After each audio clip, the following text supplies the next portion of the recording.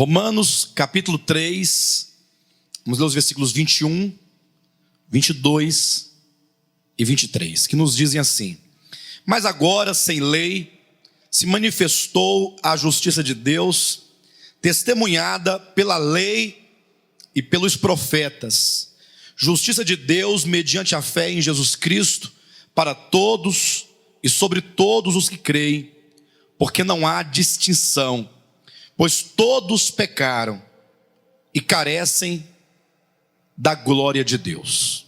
Amém? O pleno evangelho de Deus, uma perspectiva hermenêutica de Romanos. Ontem ministramos uma mensagem de introdução, falando sobre o evangelho, e hoje queremos avançar desde o capítulo 1, versículo 18, até o capítulo 5, versículo 10. Ou seja, nós temos aí um desafio, quem sabe percorrer as principais verdades reveladas nesse intervalo, nessa porção do livro de Romanos, e ainda entender um pouco mais a respeito do nosso tema, o pleno evangelho de Deus, uma perspectiva hermenêutica de Romanos. Algumas pessoas às vezes nos questionam dizendo assim: pastor, por que se deve usar esses nomes assim difíceis, né? Uma visão hermenêutica? Se é para encher linguiça, é para impressionar? Qual é o objetivo afinal dessas palavras? Queridos, na verdade, essa palavra hermenêutica é uma palavra que não tem outra para nós substituirmos, e é uma palavra muito necessária, sobretudo nos dias de hoje, em que geralmente se faz uma leitura livre da Bíblia. O que é uma leitura livre da Escritura? A maioria dos expositores da Bíblia que estão nos púlpitos das igrejas, eles costumam tomar a Bíblia em suas mãos, ler um texto qualquer que seja do Antigo ou que seja do Novo Testamento, e ali ele fala qual é a sua impressão daquele texto. Ele fala para a igreja, ele transmite como verdade, como fundamento de fé, aquilo que ele entende do texto como verdade. E isso é um problema, porque quando o apóstolo Paulo escreveu o livro de Romanos, ou mesmo os outros escritores da Bíblia, eles escreveram dentro de contextos específicos, contextos que incluem a antiga aliança, a nova aliança. Os judeus tinham, na verdade, uma aliança com Deus, com o Yahvé, lá no Sinai. Vocês lerem, por exemplo, Êxodo capítulo 19, verão como que Deus fez uma aliança, um pacto com a nação de Israel. E então há um contexto dessa aliança. Quando nós lemos, por exemplo, o livro de Salmos, vamos encontrar ali tantas orações e tantas canções em que na letra dessas orações e canções ali são reivindicadas as justiças de Deus baseadas na aliança do Sinai. Então, por falta de um conhecimento específico, do pensamento dos autores bíblicos quando escreveram suas cartas, porque ao escrever, eles não escreveram de qualquer modo, eles não foram falando o que vinha na cabeça, não, eles escreveram a partir de um procedimento, dentro de verdades que Deus lhes havia revelado, lhes havia mostrado. Então, hoje, nos dias atuais, aqueles que expõem a Bíblia, muitas vezes ignoram esses contextos, ignoram o que a Bíblia nos fala num sentido maior, e simplesmente traz uma aplicação daquilo que eles pensam que é, do modo como se pensa. E portanto, quando nós falamos uma visão hermenêutica de Romanos, essa palavra hermenêutica quer dizer uma ponte que nós vamos estabelecer entre os dias atuais e os dias em que o texto bíblico foi escrito. A palavra hermenêutica significa a arte e a ciência da interpretação. São princípios linguísticos que estão dentro do próprio texto. Não sou eu que vou estabelecer o sentido do texto. Não é você que vai estabelecer o sentido do texto.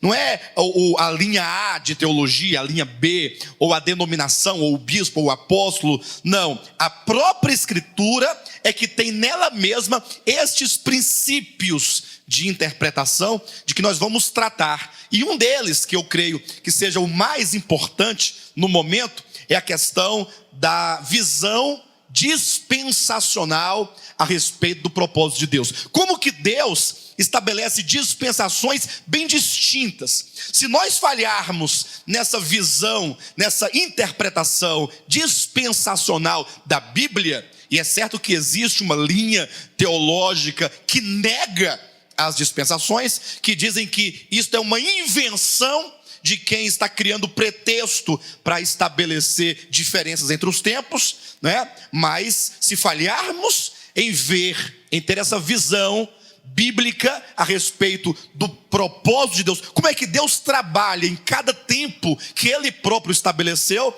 nós não teremos como ter uma compreensão clara da Bíblia. E diante então dessa linha teológica que nega a visão dispensacional, é preciso que nós apresentemos na Escritura, para que você leia com seus próprios olhos e veja que não foi simplesmente Paulo quem trouxe essa visão dispensacional, mas tantos autores bíblicos, todos falaram de uma visão dispensacional. E nós veremos isso agora aqui em alguns textos da Escritura, amém? Por exemplo, o texto que nós lemos agora, Romanos capítulo 3, versículo 21, quando diz assim, mas agora, está aí na sua Bíblia? Este agora, mas agora. Quando ele diz mais agora, ora, ele vai apresentar uma verdade bíblica que certamente está em oposição ao que até então foi apresentado. Daqui a pouco nós vamos discorrer o que Paulo mostra antes deste agora.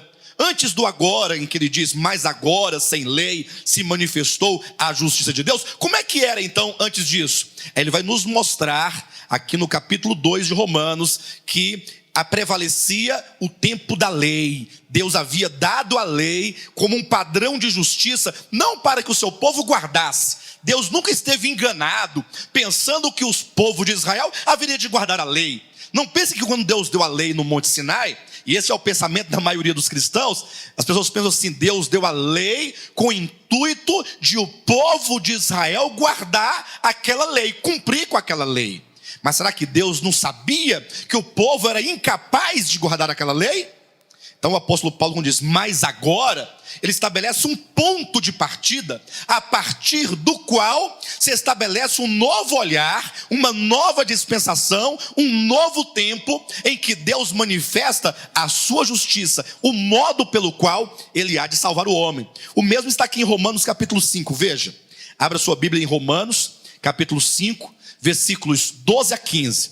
Veja como que Paulo estabelece claramente três principais dispensações. Aqui nós chamamos a dispensação antes da lei, a dispensação da lei e a dispensação da graça, que é depois da lei. Leia comigo. Capítulo 5 de Romanos, versículos 12, 13 e 14. Até o 14 está ok. Diz assim, portanto, assim como por um só homem entrou o pecado no mundo, e pelo pecado a morte, assim também a morte passou a todos os homens, porque todos pecaram. Então aqui está a primeira estaca, o primeiro marco. O primeiro homem, Adão, ele pecou. Assim como por um só homem, Adão, entrou o pecado no mundo, e pelo pecado entrou a morte, assim a morte passou a todos os homens, porque todos pecaram. E ele continua mostrando, porque até ao regime da lei, de Adão, desde a sua queda, até ao regime da lei, não há aqui um espaço bem definido de Adão, desde a sua queda, até chegar o regime da lei, diz a Bíblia, havia pecado no mundo, mas o pecado não é levado em conta quando não havia lei, desde Adão até vir o tempo da lei. Olha o que diz, porque até ao regime da lei. Ora, então chega um momento na história do homem em que Deus traz o regime da lei.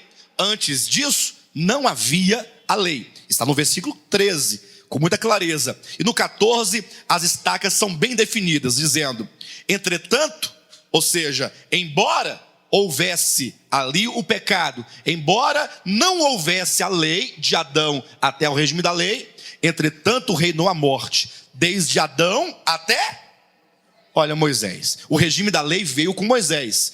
Entretanto reinou a morte desde Adão até Moisés, mesmo sobre aqueles que não pecaram, à semelhança da transgressão de Adão, o qual prefigurava aquele que havia. Então está aqui, desde Adão até Moisés. Adão entrou o pecado, por Adão entrou o pecado no mundo, e pelo pecado entrou a morte, mas ainda não havia a lei, até que então com Moisés veio a lei. Então os irmãos percebem que há um período diferenciado de Adão até Moisés, que de Moisés em diante vai se estabelecer um outro período, agora na base de um outro princípio, agora o princípio da lei. Então de Adão a Moisés, a dispensação antes da lei. De Moisés até Cristo será o período então da lei. Por que até Cristo? Abra sua Bíblia no Evangelho de João, capítulo 1, e veja o versículo 17, como que essa verdade claramente nos é apresentada. Porque a lei foi dada por intermédio de Moisés. Nós acabamos de ler agora em Romanos capítulo 5, versículo 12. Porque por um só homem entrou o pecado no mundo. Então em Adão veio o pecado. Repita comigo: em Adão veio o pecado. E pelo pecado a morte. Então o pecado e a morte vieram com Adão. Agora olha o versículo 17 de João capítulo 1. Porque a lei foi dada por intermédio de... O pecado e a morte vieram por intermédio de... E a lei veio por intermédio de Moisés. Agora vejam, a graça e a verdade vieram por intermédio de Jesus. Os irmãos percebem que há uma diferença de tempos. De tempo em tempo Deus vai estabelecendo marcos. A morte e o pecado entraram por intermédio de Adão. E começa, portanto, o reinar da morte em Adão. Até que vem então a lei em Moisés. E até que vem Cristo trazendo a graça e a realidade. Não que não houvesse antes a graça, mas que ele traz a graça em realidade na sua pessoa. Diferenciar, portanto, a dispensação antes da lei, a dispensação da lei e a dispensação depois da lei, isso é um princípio hermenêutico, é um princípio de interpretação que vai nos ajudar a compreender o que o apóstolo Paulo quer dizer nas suas epístolas. Isso vai nos livrar, por exemplo, de sermos ameaçados com os gafanhotos de Malaquias capítulo 3, ou com os gafanhotos de Joel capítulo 1. Muitas vezes eu já ouvi algumas pessoas falar assim: olha, aquele pastor barbudo é o pastor que é contra o dízimo.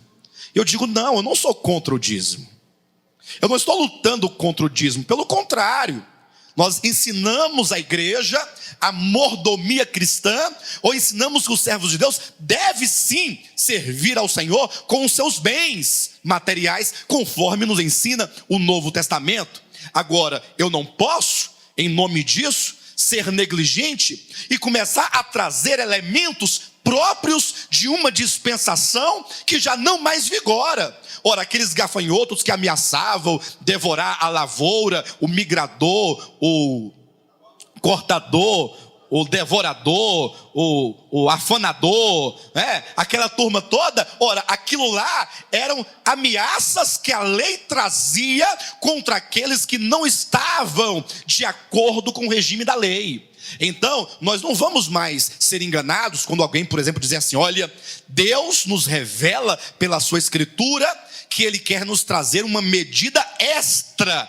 de bênçãos materiais. E para provar esta medida extra, abre lá em Joel capítulo 2, para mostrar que Deus vai trazer a chuva temporã, a chuva serôdia, vai nos enriquecer com o vinho, com o azeite, com o cereal. Ora, usando um texto próprio, específico da antiga aliança, que eram bênçãos condicionadas à obediência da lei de Moisés, e querer trazer isso para o povo de Deus do Novo Testamento, não.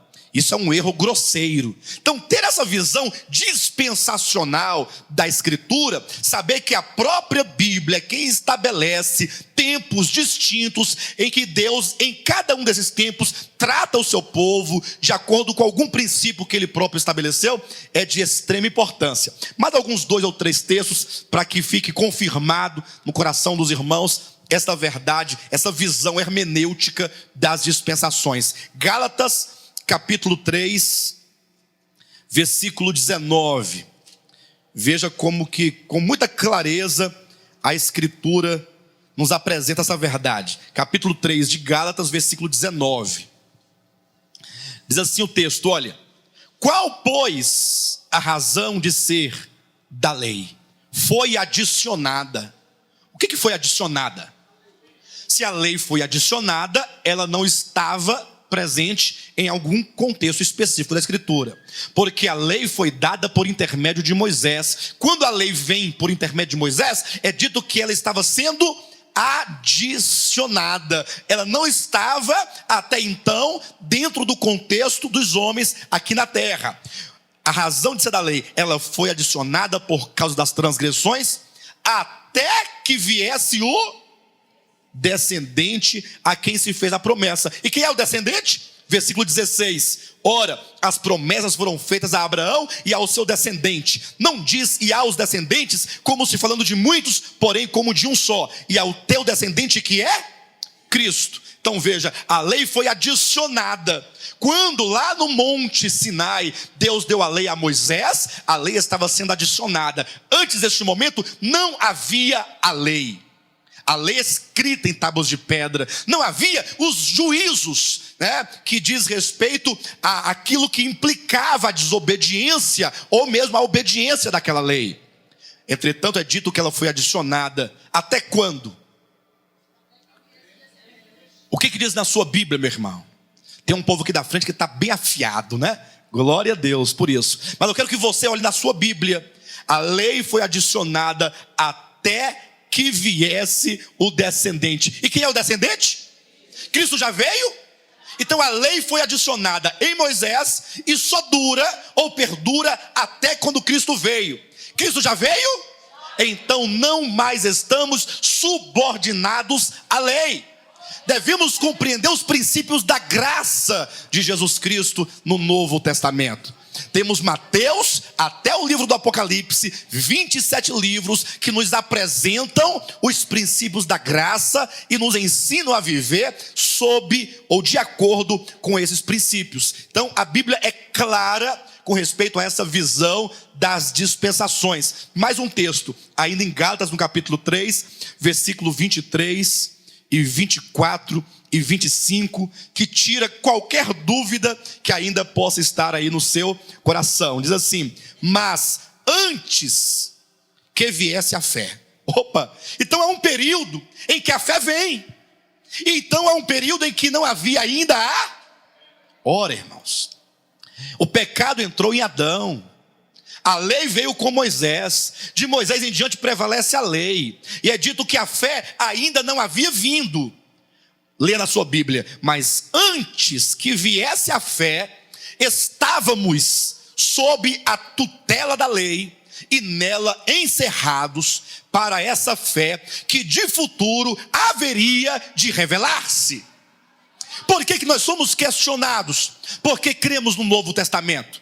Está aqui dizendo que outrora a lei servia de aio, né, de um cativeiro para guardar aqueles que eram de Deus, guardando-os para a fé que haveria no futuro de manifestar-se. A fé não é própria do Antigo Testamento, ela é própria de Cristo em diante. Leia de novo, 23. Mas antes que viesse a fé, estávamos sob a tutela da lei e nela encerrados para essa fé que de futuro haveria de revelar-se, de maneira que a lei nos serviu de aio para nos conduzir a Cristo, a fim de que fôssemos justificados por fé. Mas tendo vindo a fé, aleluia, mas tendo vindo a fé, já não permanecemos subordinados ao aio. O que é o aio?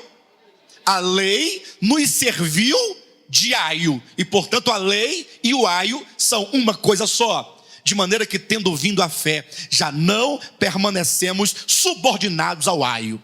Querido, se a partir dessa conferência você passar a andar pela fé neotestamentária e nunca mais se permitir ser conduzido pelo jugo de escravidão da lei, você terá avançado tantos dias já na sua experiência cristã. Você estará anos-luz à frente do cristianismo do tempo presente.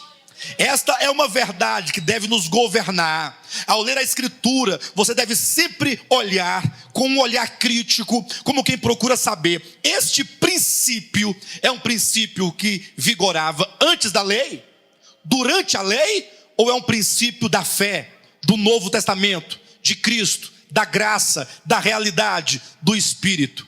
Esta visão antes da lei, durante a lei e depois da lei, é uma visão hermenêutica. E o apóstolo Paulo, ao escrever o seu livro de Romanos, ele escreve dentro desta estrutura. Não é possível entender o livro de Romanos se você não lê-lo sempre dentro dessa estrutura. Quando que o apóstolo está falando em relação ao homem antes da lei? Quando ele está falando do homem na lei? E quando ele está falando do homem depois da lei, no tempo da graça? Se não houver essa divisão, sabe o que vai acontecer? Acompanhe comigo, abra sua Bíblia em Romanos, no capítulo 2, vamos ler o 12 e o 13, e vamos então compará-lo ao capítulo 3 de Romanos, versículos 27 e 28. Veja só o contraste. Até há algumas pessoas que dizem que Paulo era um homem que entrava constantemente em contradição. Por essa razão aqui, olha. Assim, pois, todos os que pecaram sem lei, também sem lei perecerão. E todos que com lei pecaram, mediante lei serão julgados. Porque os simples ouvidores da lei não são justos diante de Deus, mas os que praticam a lei hão de ser justificados. Olha, de repente você encontra aí um adventista e fala para você: você já leu esse texto da Escritura?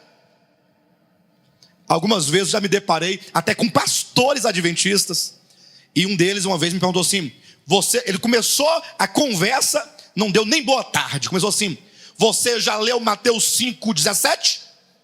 Eu falei: já. E você? Aí eu devolvi a pergunta: e você já leu Lucas 16,16? Ele falou assim: o que está escrito lá?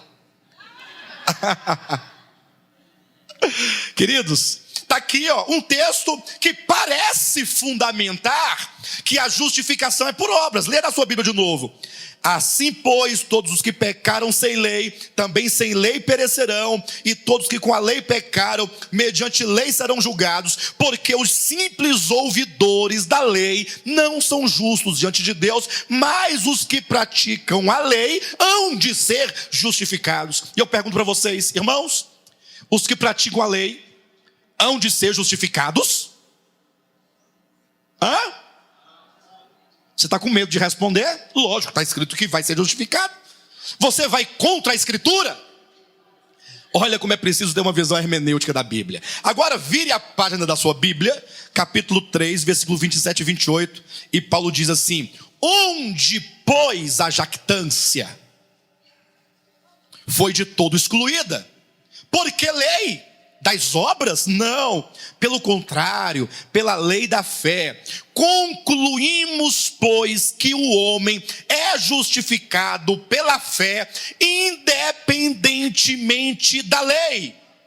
E eu pergunto: nós vamos ter que escolher entre um e outro, irmãos? É aqui onde se divergem as denominações, as teorias, é aqui que surgem as linhas teológicas, é aqui que numa faculdade se ensina uma linha, na outra se ensina outra linha, a outra que não tem linha nenhuma ensina as duas linhas e deixa para o aluno decidir qual que ele vai seguir. Não, aqui não tem linhas, aqui tem revelação. Paulo está em contradição? Por que não? Por causa do capítulo 3, versículo 21.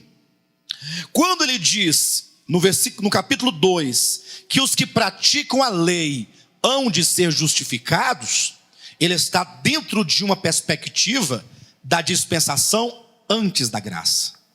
E daqui a pouco nós vamos chegar lá. Pastor, então quer dizer que os antes de Cristo são justificados pela lei? Calma, você vai entender. Mas entenda, quando ele faz esta declaração, ele está fazendo uma declaração dentro de uma perspectiva dispensacional em que prevalece a lei. Antes, entretanto, de ele mudar o seu discurso, ele diz: mas agora, 3:21. Mas agora é um outro tempo. E neste novo tempo, já não se diz mais que aquele que pratica a lei há de ser justificado, mas diz diferente. Diz: concluímos, pois, que o homem é justificado pela fé, independentemente das obras da lei. Os irmãos percebem agora que esse mais agora ganha um peso, ganha uma dimensão extraordinária. Então o apóstolo Paulo, quando ele começa a escrever o seu livro, ele vai escrevendo dentro de uma estrutura. Ele começa apresentando o homem antes da lei, e ele passará então ao homem da lei. para então ele chegar no agora. Agora, pois, já nenhuma condenação há, mas agora sem lei se manifestou a justiça, mas agora o homem é justificado unicamente por fé. Ou seja, ele escreve o seu livro dentro de uma estrutura dispensacional, antes da lei, durante a lei e depois da lei. Amém, queridos? Então nós devemos ler o livro de Romanos também por esse olhar, atentando para essa estrutura. É lógico, alguém que ignora completamente esse princípio, ao ler o livro de Romanos, poderá chegar a uma conclusão: Paulo é louco, fala uma coisa, fala outra, desfala, fala de novo, ele próprio não está claro, ora ele afirma uma coisa, ora afirma outra. Paulo era um homem confuso. Ou então outros tendenciosos vão selecionar em Romanos apenas as partes que lhe agradam, e a outra parte ele vai ignorar. Aí vai ficar aquela guerra, cristão brigando com cristão. Sabe qual é a arma de um cristão contra o outro? A Bíblia. Um usa um texto, o outro usa outro texto. Texto contra texto, é uma guerra de textos, né? Quem tiver mais textos ganha. Quem tiver mais força na garganta para gritar, ganha. Ganha o mais esperto, que grita mais alto, o que ameaça mais. Aquela pessoa que tem um espírito mais brando fica, mas vou ficar com a minha fé, com meus textos, não é? E a Bíblia não serve para isso. A Bíblia não foi escrita para trazer a revelação, portanto, do homem na linha do tempo, antes da lei, durante a lei e depois da lei. Então vamos começar nessa visão de Paulo, do modo como ele apresenta a partir de Romanos capítulo 1, do versículo 18 em diante. Ele vai mostrar os gentios, quando diz assim: a ira de Deus se revela do céu contra toda impiedade e perversão dos homens que detêm a verdade pela injustiça, porquanto o que de Deus se pode conhecer é manifesto entre eles, porque Deus lhes manifestou. Porque os atributos invisíveis de Deus, assim o seu eterno poder, como também a sua própria divindade, claramente se reconhece desde o princípio do mundo, sendo percebidos por meio das coisas que foram criadas. Tais homens são, por isso, indesculpáveis. Ele começa na descrição do homem gentílico, dos homens gentios. Desde lá, quando Adão caiu em diante, já é o mundo gentílico, embora venha se configurar com essa expressão a partir de Gênesis capítulo 11, quando ali tem a Torre de Babel, dividem-se as nações, que são as gentes, os povos, né? O mundo gentílico. Mas veja que o apóstolo Paulo começa mostrando que Deus revelou algo de si para estas pessoas que viveram naquele tempo. Observa que o apóstolo Paulo sempre vai colocar que há um padrão do homem, ou melhor, há um padrão que é requerido do homem para que ele tenha comunhão com Deus. Qual é o padrão que Deus exige? É a justiça. Nenhum homem jamais poderá voltar a Deus, ter comunhão com Deus, se não tiver justiça. Não é assim que está lá no livro de Salmos, vocês poderão conferir, 89, versículo 14, que a base do trono de Deus é a justiça. Então há um trono no universo em que Deus está assentado, e esse é um trono de justiça. Não adianta querer ser esperto. Não, eu sou esperto, eu dou o meu jeitinho, e eu vou chegar lá, e eu vou conversar com o Senhor, e tudo vai dar certo. Não, a Bíblia diz que a ira de Deus se revela do céu contra toda impiedade e perversão dos homens que detêm a verdade pela injustiça. O homem não pode, esse é um princípio geral da Escritura. Ao falarmos do Evangelho, você nunca pode pregar um Evangelho barato.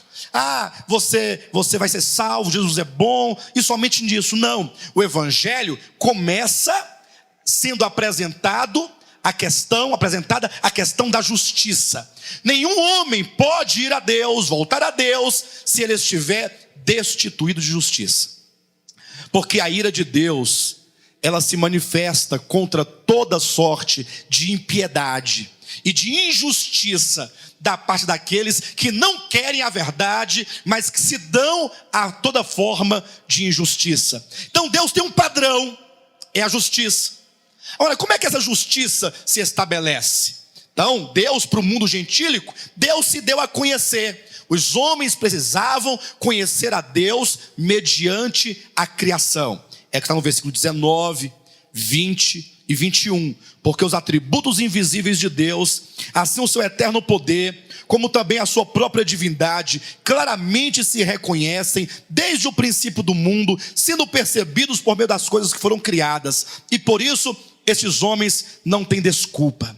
Eles deveriam olhar para a criação, deveriam olhar para todo mundo criado, para as estrelas, para o sol, para a lua, e saber que o sol, ele traz vida para nós aqui na terra, a chuva que cai sobre a terra. Como em vários textos da Escritura nós vamos encontrar que Deus nos deu as chuvas a seu tempo, as estações próprias, as estações frutíferas, para que assim o homem possa comer, possa beber. O homem, diante da bondade de Deus, imagine só, há tantas pessoas no mundo, milhares e milhares, bilhões de pessoas no mundo, todas podem se alimentar.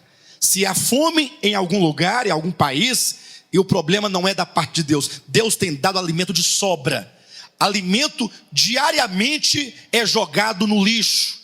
A injustiça social é a responsável, né, pela fome que há no mundo, mas Deus deu alimento em abundância. Então o homem, diante dessa bondade de Deus, ao ver os rios, os mares, os peixes, os animais, o alface, o chuchu, a berinjela, a manga espada, manga coquim, manga rosa, manga palma, banana nanica, banana prata, banana d'água, banana da terra, banana de marmelo, banana maçã, laranja pera, laranja lima, laranja tanta coisa. É tanta coisa preciosa, gostosa, maravilhosa que Deus nos deu. O homem, diante disso, ele deveria simplesmente dizer: eu não sei quem é o Criador de tudo isso, posso não saber o seu nome, posso não saber onde ele mora, mas de uma coisa eu sei: ele é maior do que eu, é maior do que o macaco, é maior do que a vaca, do que a rã, do que a cobra, é maior do que tudo que é criado. E este que criou tudo isso é muito bondoso, ele é maravilhoso. E cabe a mim tão somente me curvar diante do Eterno e render-lhe adoração. Deus deixou a sua marca na criação.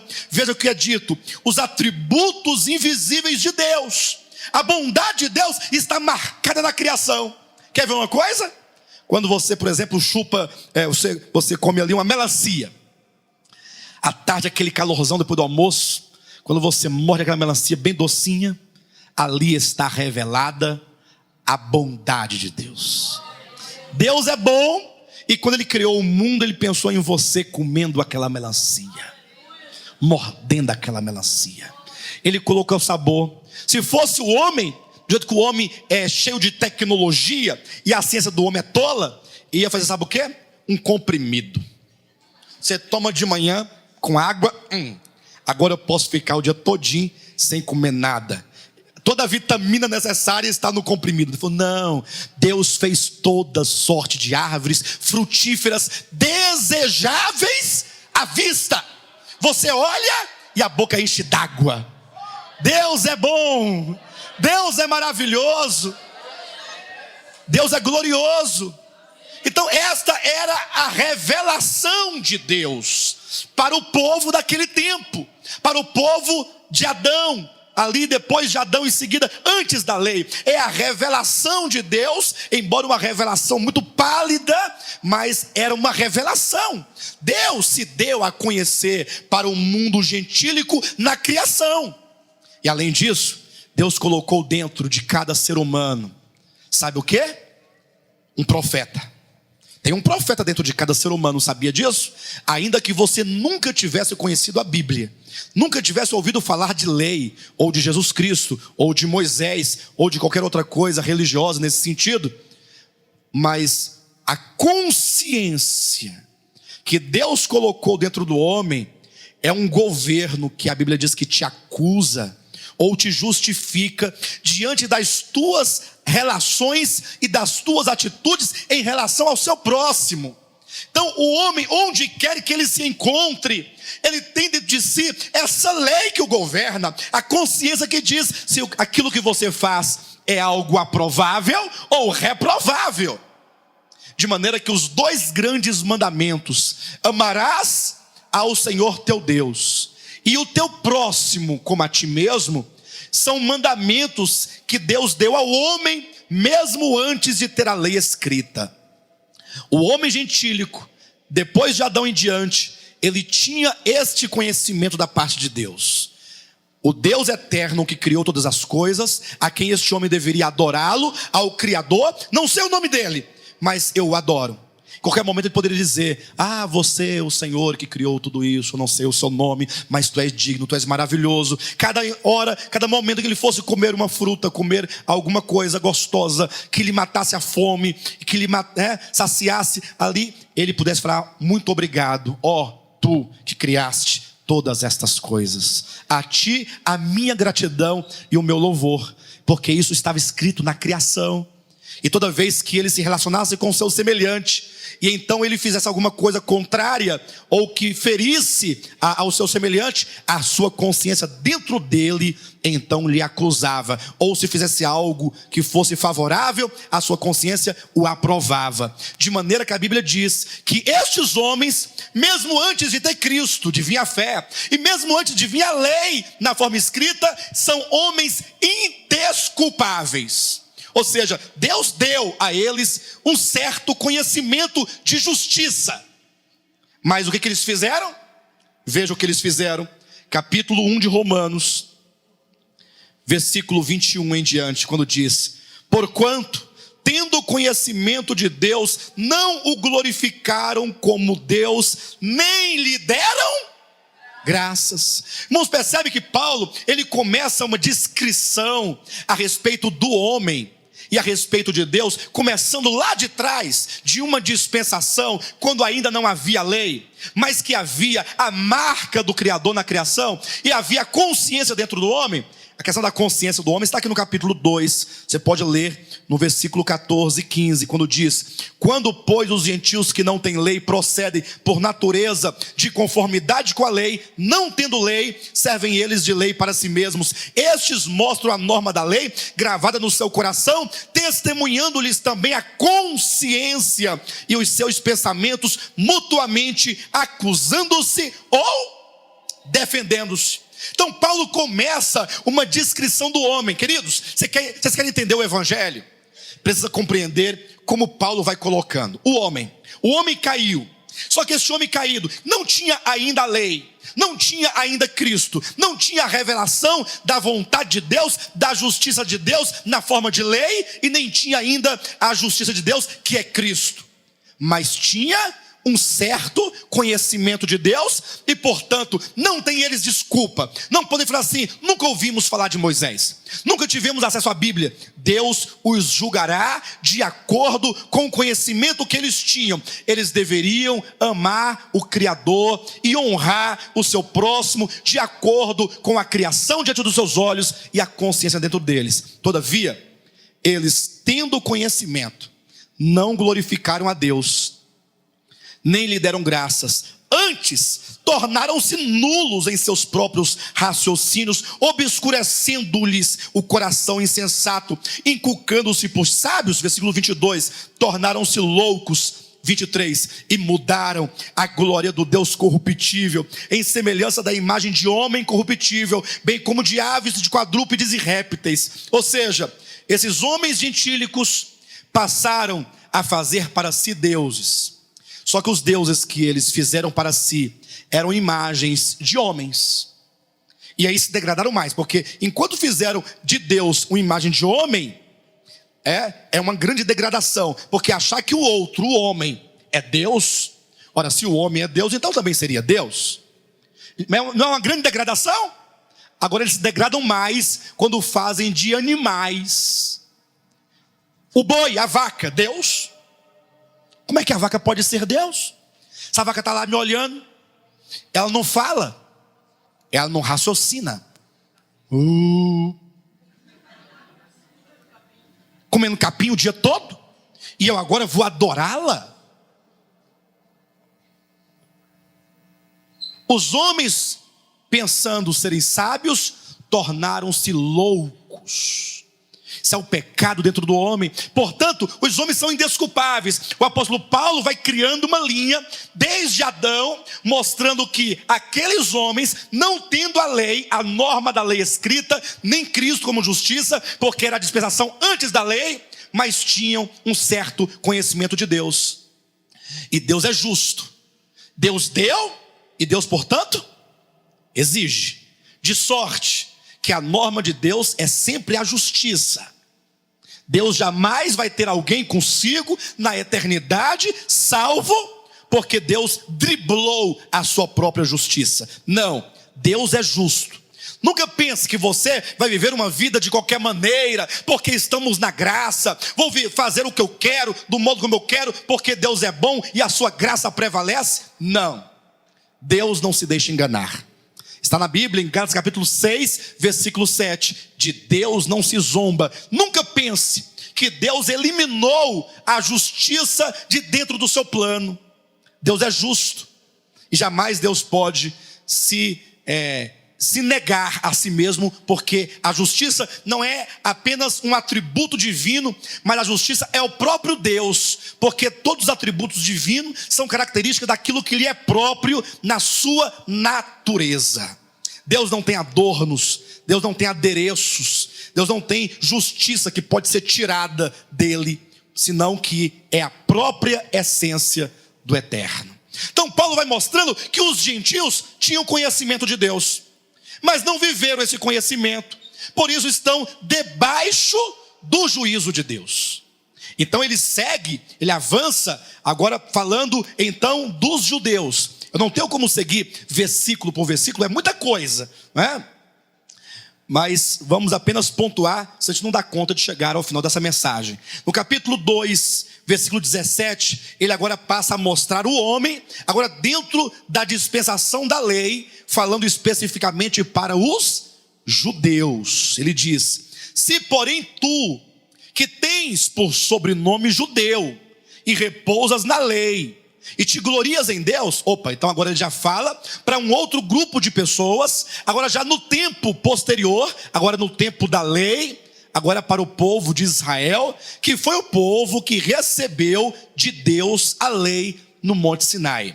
Se porém tu, que tens por sobrenome judeu, e repousas na lei, e te glorias em Deus, que conheces a sua vontade, e aprovas as coisas excelentes, sendo instruído na lei, que estás persuadido de que és guia dos cegos, luz dos que se encontram em trevas, instrutor de ignorantes, mestre de crianças, tendo na lei a forma da sabedoria e da verdade.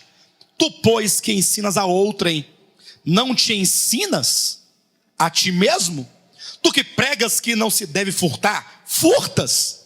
Dizes que não se deve cometer adultério, e o cometes. Abominas os ídolos e lhes roubas os templos. Tu que te glorias na lei, desonras a Deus pela transgressão da lei? Pois como está escrito, o meu nome, ou o nome de Deus, é blasfemado entre os gentios por vossa causa. Então vejam, chegando agora ao tempo da lei, para o povo de Israel, é dito que eles agora tinham também o conhecimento de Deus. Deus se revela aos judeus mediante Moisés, mediante a lei que foi entregue, que foi escrita em tábuas de pedra, que foi escrita por Moisés, as muitas leis em um livro. Leiam depois o livro de Levítico. Lá vocês vão ter uma impressão de tantas leis que eram as leis que Deus deu ao povo de Israel. Interessante é que quando Deus tirou o povo de Israel lá do Egito, nós devemos nos lembrar que Deus chamou Abraão de entre os gentios para dele fazer uma nação. Então Abraão gerou a Isaac, que gerou a Jacó, que gerou os 12 filhos, que acabaram chegando então ao Egito, porque houve fome em toda a terra. Então os filhos de Jacó desceram ao Egito. Aí vem a história de José no Egito, e então acabaram habitando o Egito, tornando-se escravos no Egito. Deus, por intermédio de Moisés, tira o povo do Egito, leva-os até o Monte Sinai, onde Deus faz uma aliança com o povo. Queridos, e aqui vem uma questão: que tipo de aliança foi a aliança que Deus fez com o povo de Israel no Monte Sinai? Irmãos, leiam a Bíblia, em nome de Jesus. Leiam o livro de Deuteronômio. Porque Deuteronômio, o que é o Deuteronômio? Deuteronômio é uma síntese de toda a aliança de Deus, de todos os juízos de Deus, de todos os mandamentos de Deus com o povo de Israel. Porque Deus fez aliança com o povo de Israel no Monte Sinai, e ali Moisés escreveu todo o livro de Levítico. Números é a peregrinação do povo até a Transjordânia, onde Moisés reúne o povo. E antes de atravessar para o outro lado, para entrar na boa terra de Canaã, Moisés faz o Deuteronômio, que literalmente quer dizer a repetição da lei. Então Moisés vai trazer ao povo que vai entrar na boa terra o que é a aliança do Sinai, o que foi a aliança da lei, quais as implicações, né? Quais os juízos, quais as bases dessa aliança. Uma aliança que foi feita na base da fidelidade de duas pessoas. Deus disse: eu farei de vocês um povo exclusivamente meu, propriedade particular. Serei o Deus de vocês, eu serei o Deus de vocês, vocês o meu povo. E eu darei uma terra rica, com todos os cereais, com todos os mantimentos. Darei chuva sobre essa terra. Interessante, Deus é tão sábio, né? Capítulo 10 de Deuteronômio diz isso. Deus levou o povo e deu uma terra para o povo, uma terra seca, uma terra de vales, de montanhas, uma terra árida. Sabe para quê? Para que o povo pudesse ter de uma terra árida abundância de alimento. Então alguém questionaria: mas como é que pode uma terra árida produzir, ser fértil e ter tanto alimento, ter medida extra de alimento? Como poderia? Para mostrar que aquela terra estava sob o cuidado do Eterno, o cuidado de Deus. Entretanto, isso se daria na base da fidelidade do povo para com Deus. Se Israel fosse fiel à aliança, porque se transgredisse, aí vocês vão se lembrar de Deuteronômio capítulo 27 e 28, as bênçãos e as maldições provenientes da obediência ou desobediência do povo de Israel. Olha a importância de nós lermos a Bíblia com este olhar hermenêutico. O apóstolo Paulo nos ensina isso nas suas cartas, nos mostra. Então havia ali uma condição, era uma aliança condicional ao povo de Israel. E eu pergunto: o povo de Israel viveu à altura dessa aliança? Ah, irmãos, eles saem do Egito. Sabe por que eles ficaram 40 anos no deserto? A viagem lá de onde eles estavam, no deserto, até a boa terra, era uma viagem de 11 dias. Gastaram 40 anos. Sabe por quê? Para que Deus desse a esse povo tempo de morrerem no deserto. A grande promessa da aliança é: darei a terra. Vocês entrarão numa terra boa, mas nem sequer chegaram a entrar, porque o povo era mau. O povo não podia ir para onde queria. A nuvem, quando se movia, o povo seguia. A nuvem ficou girando no deserto 1 ano, 2 anos, e o povo seguindo a nuvem. 20 anos, 27, 32, 38, 39, 40. Aquela geração ficou prostrada no deserto. Mal receberam a lei, já eram transgressores. Moisés descia do monte com as tábuas na mão, queridos. Quando ouviu um alarido, perguntou: que alarido é esse?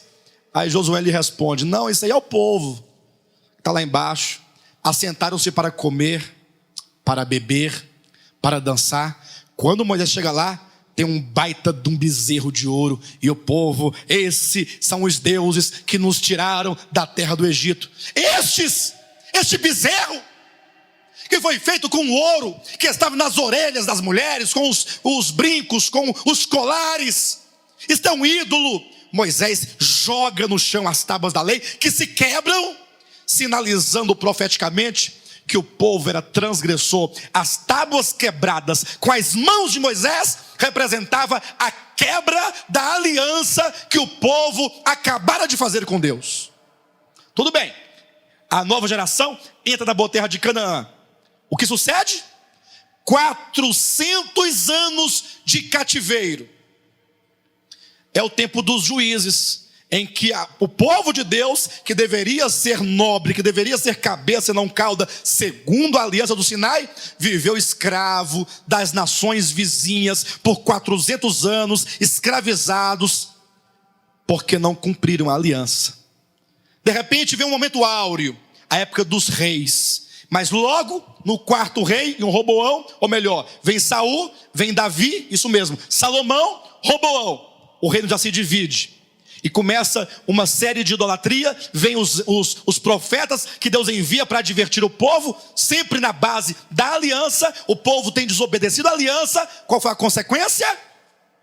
O reino de Judá foi levado escravo para a Babilônia, e o reino de Samaria foi levado escravo para a Síria, e lá ficaram, até que nós vamos chegar já no finalzinho do Antigo Testamento, nos livros de Ageu, Zacarias, Malaquias, que são os livros dos profetas pós-exílicos, quando eles voltam agora para Jerusalém, e vem Cristo logo em seguida, em Mateus, e aquele contexto ali. Ou seja, o povo de Israel não viveu a aliança, eles quebraram a aliança. Está em Jeremias 31 a 33, o povo a quem o Senhor havia desposado, quebrou a aliança, rompeu a aliança, por não atender a voz do Senhor, e nem poderia atender, e Deus não tinha expectativa nenhuma de que atendesse, ainda que constantemente, com grandes apelos, Deus convidasse o povo à obediência. Mas não é que Deus estava pensando, não, agora eles vão conseguir. Não, é porque os grandes apelos, é porque cada vez que Deus apelava pelos profetas à obediência, isso ia revelando a incompetência do homem, enquanto homem natural, enquanto homem caído, incapaz de cumprir com a justa exigência de Deus. De sorte que Paulo, falando para esse povo que tinha lei, disse que, tendo eles conhecimento, eles pregavam que não podia furtar, mas eles furtavam. Não podia cometer adultério, mas eles cometiam. Eles abominavam os ídolos, mas roubavam os templos dos ídolos, ou os ídolos dos templos. Eles se gloriavam na lei, mas desonravam a Deus com a transgressão da lei. De maneira que Paulo vai colocando nesse eixo histórico os gentios com o conhecimento que eles tinham antes da lei, os judeus na lei, com conhecimento da lei. Nenhum e nem outro jamais conseguiu viver o padrão que Deus havia apresentado. A justiça de Deus, de um modo ou de outro, nunca foi atendida. E nós vamos verificar na mensagem de hoje à noite, somente hoje à noite, que o homem não podia cumprir com essa justiça ou com essa exigência, porque organicamente o homem é pecador. Não é uma questão de querer. Quantas vezes você, por falta de um conhecimento maior da nova aliança, se propôs a servir a Deus com fidelidade? Não, agora, olha, depois dessa mensagem minha vida mudou, eu sou outra pessoa. Não, agora vai. Mas logo você descobriu que você não dá conta, porque aquele entusiasmo passa. Pastor, mas e aí? E aí que você, embora esteja vivendo na nova aliança, não aprendeu os princípios da nova aliança. Você ainda está com a mentalidade da antiga aliança, porque o catolicismo romano nos legou essa mentalidade, porque o cristianismo atual, o protestantismo evangélico dos dias atuais, traz essa mentalidade, prega sempre salvação por obras. Você tem que se esforçar, você tem que fazer, você tem que vencer isso, você tem que fazer. Se não fizer, você vai para o inferno. Aí fica essa luta carnal, tentando agradar a Deus, e você não conseguirá. Não é sem razão que Deus vai nos propor outra dispensação, que não é antes da lei e nem a da lei, é uma posterior à lei. Olha só qual é a conclusão a que Paulo nos conduz, mostrando o homem antes da lei e o homem da lei. Capítulo 3, versículo 9 em diante, ele diz: que se conclui? Ele falou sobre o homem antes da lei, os gentios, com o conhecimento que eles tinham. Eu sei, era uma revelação simplória, né? Ou melhor, bem simples, né? Bem pálida, distante. Estava na criação, na consciência. Mas também veio o judeu, na dispensação da lei, que seria uma revelação um pouco mais viva, mais clara, porque Deus se revela, Deus escreve a lei, Deus comunica mandamentos específicos, mas esses também não guardaram, esses também não conseguiram. Então qual é a conclusão que se chega até aqui, dentro dessa perspectiva? Ele diz assim, capítulo 3, versículo 9, que se conclui? Temos nós qualquer vantagem? E esse nós também deve ser olhado hermeneuticamente. Porque a pessoa que lê sem um olhar claro, fala assim, temos nós qualquer vantagem? Irmãos, nós temos alguma vantagem? É isso que a Bíblia está falando? Nós, quem é nós aqui no texto? Nós, Paulo e o seu povo judeu. Nós, os judeus, temos alguma vantagem sobre os outros, os gentios que não tinham lei? Os irmãos entendem bem claramente? Veja como que Paulo, ao descrever esses dois povos, os gentios e os judeus, os que não tinham a lei e os que tinham a lei, o padrão de Deus era a justiça. Eles não podiam alcançar isso. Mas veja, que se conclui? Temos nós, abre parênteses, judeus, fecha parênteses, qualquer vantagem, acrescenta-se aí, sobre os gentios? Não, de forma nenhuma. Pois já temos demonstrados que todos, esses todos também, deve ser compreendido hermeneuticamente. Quem é todos aqui? Tanto judeus como gentios estão debaixo do pecado. Esta é a conclusão a que se chega. Os judeus, o povo que recebeu a lei, não tem qualquer vantagem sobre os gentios que não tinham a lei. E por que não? Porque todos, independentemente do grau de revelação que receberam de Deus, todos estão debaixo do pecado. Sabe por que Deus deu aos gentios um padrão de justiça? Sabe por que Deus deu aos judeus um padrão de justiça?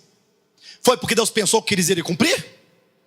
Deus deu um padrão de justiça para ser um peso sobre todos eles, para humilhá-los, para conduzi-los ao desespero. Enquanto o homem não chegar no nível de desespero, ele ainda pensa que ele é capaz de alcançar os céus, com as suas próprias mãos, construindo a sua torrezinha de Babel, né? Tijolo, cada obra é um tijolinho que ele coloca, já está mais ou menos desse tamanho a torre dele, e ele acredita que vai chegar lá na glória com as suas obras. Quando Deus estabeleceu um padrão de justiça para os gentios, o padrão da lei de justiça para os judeus, foi para humilhá-los, para que o homem, ao se ver totalmente incapaz diante do padrão de Deus, ele pudesse se desesperar e chegar à grande conclusão que nós veremos no capítulo 7, hoje à noite, quando ele diz: miserável homem que sou. Você já tem se sentido miserável? Ou você ainda se sente justo? Você ainda confia nos seus jejuns? Você jejuma 21 dias, se sente poderoso, cheio de Deus. Jejum não é para você ficar poderoso. Se há algum jejum no Novo Testamento, é para você ficar totalmente fraco, dependente daquele que pode. Mas se faz jejum para ficar forte, virar super-homem, você ainda confia nas suas orações? Eu sou homem de oração. E daí? Porque você fica lá, ora 1 hora, mas se você passar na peneira, você não orou 10 minutos, porque você ficou enrolando. Deus, nos intervalos, falava em língua para poder preencher o tempo.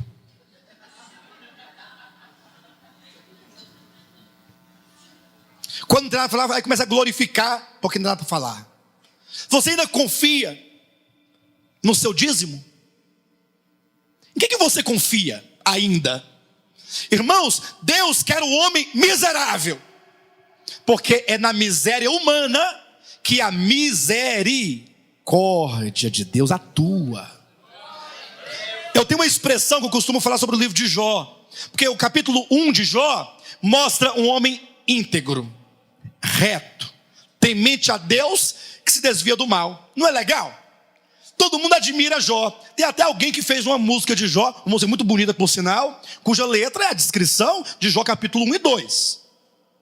Linda. O problema é que essa pessoa deveria... Eu estou hoje crítico com as músicas, com os cantores, né? Mas é porque as músicas, elas também trazem verdades ou enganos, ou não?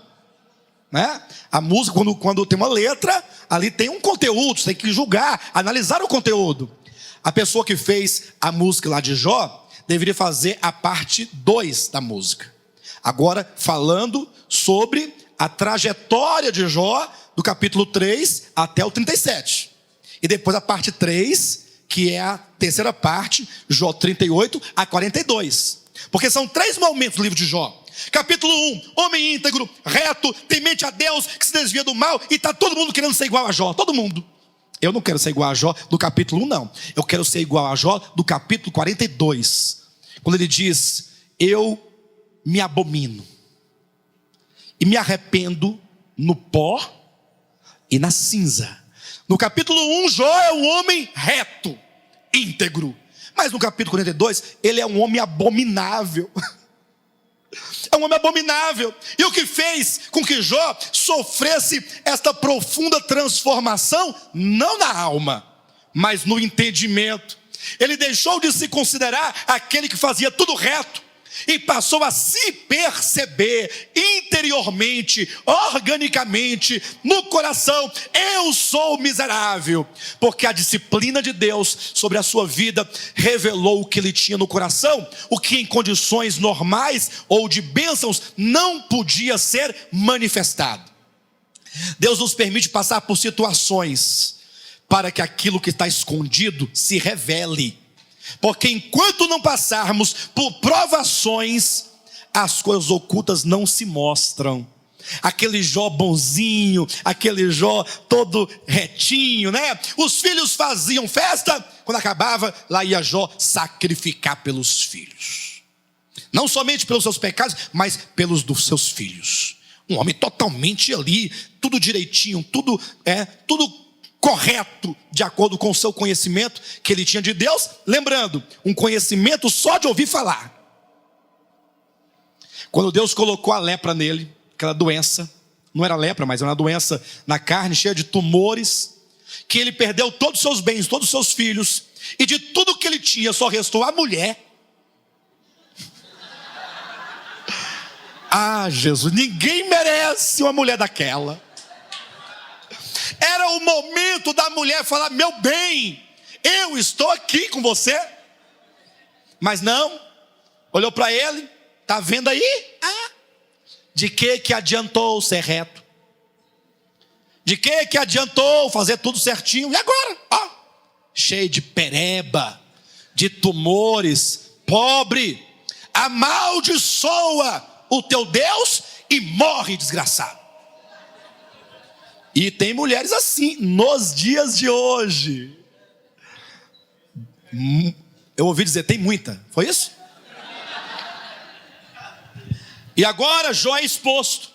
E aí tem um versículo em Jó que mostra isso. A Bíblia diz, Jó declarando: os meus ossos, que outrora não se viam, agora se veem. E as minhas carnes que se viam, já não se veem mais. Ou seja, Deus colocou Jó pelo lado do avesso. Você agora vai ter que olhar por dentro. O que você é? E Jó começou a blasfemar do dia do seu nascimento, passando pela sua vida, passando pelos seus amigos que estavam ali. E quando não tinha mais nada aqui na terra para ele amaldiçoar ou falar mal, olhou para o céu e falou: se eu soubesse onde Deus mora, eu iria lá, falaria com ele, cara a cara, eu estabeleceria um tribunal e eu iria questioná-lo. Por que ele, sendo justo, comete a injustiça de me deixar dessa situação? Olha, cadê aquele Jó bonzinho? Não é mais, agora ele é um leviatã. Agora ele é um behemote, é um animal sobremodo orgulhoso, é rei sobre todos os animais orgulhosos. Está lá no livro de Jó, não estou inventando não.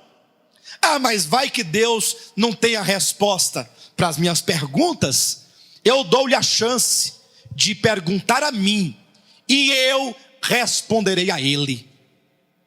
Ah, Jó está mudando. Jó agora, ele começa a perceber um outro lado que ele não via.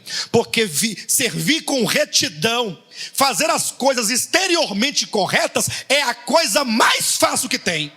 Dar dízimo é simples. Difícil é ofertar com o coração. Dá o dízimo da lei, tá com medo do gafanhoto, tá doido para as asas delas se abrirem e receber bênção sem medida? Tá. Agora fala, não, irmão, não precisa mais. A lei foi de todo excluída. Você agora deverá se deparar com o seu coração, servir a Deus com o seu coração, com o Espírito Santo dentro de você. Fala, ah, então não tem mais gafanhoto? Não. Agora é por minha conta.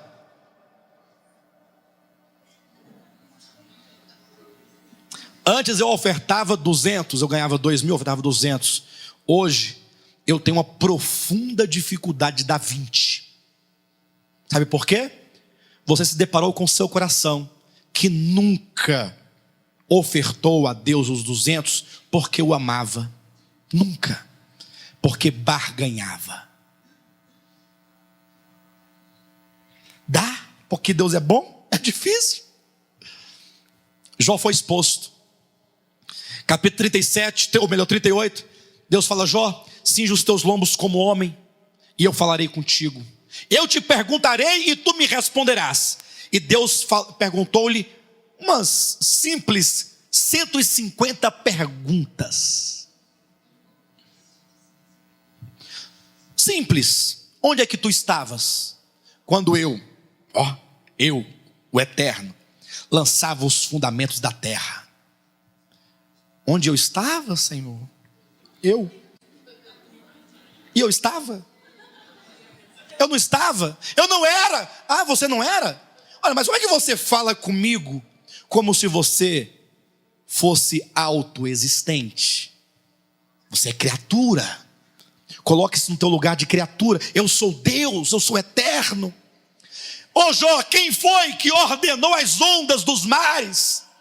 Que viesse com toda a sua força, seu furor, mas que ao chegar bem aqui, que se reduz a nada.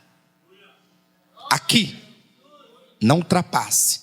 E vem aquele mar furioso, e vem aqui. O homem, quando vê um tsunami, sai correndo.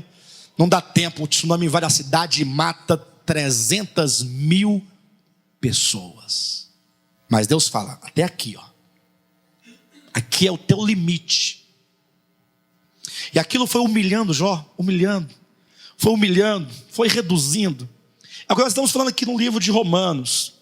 Deus vai humilhando o homem. O padrão de justiça é para humilhar.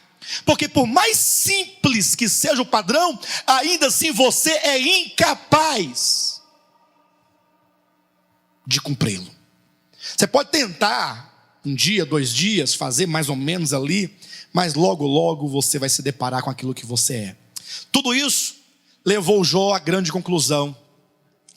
Eu conhecia Deus só de ouvir falar, mas agora os meus olhos te veem. Quem é aquele que dizia, daquela maneira, já não está mais aqui, eu agora me abomino. Por isso eu me abomino. Eu sou um homem abominável, me arrependo no pó e na cinza. Foi reduzido. O padrão de justiça de Deus é para reduzir o homem. Deus nunca esteve iludido que o homem alcançaria o seu padrão. Nunca. Deus apenas quis reduzir o homem, mostrar que todo homem, judeu ou gentil, está debaixo do pecado. 3:10 de Romanos, como está escrito, não há justo, nenhum sequer, não há quem entenda, não há quem busque a Deus, todos se extraviaram, a uma se fizeram inúteis, não há quem faça o bem, nenhum sequer, a garganta deles é sepulcro aberto, com a língua urdem engano, veneno de víbora está nos seus lábios, a boca eles a têm cheia de maldição e de amargura, são os seus pés velozes para derramar sangue, nos seus caminhos há destruição e miséria, desconhecer o caminho da paz, não há temor de Deus diante dos seus olhos. Ora, lê o versículo 19 comigo, meu irmão. Sabemos que tudo o que a lei diz, aos que vivem na lei o diz, para que se cumpra a lei. e seja justificado diante de Deus. Amém?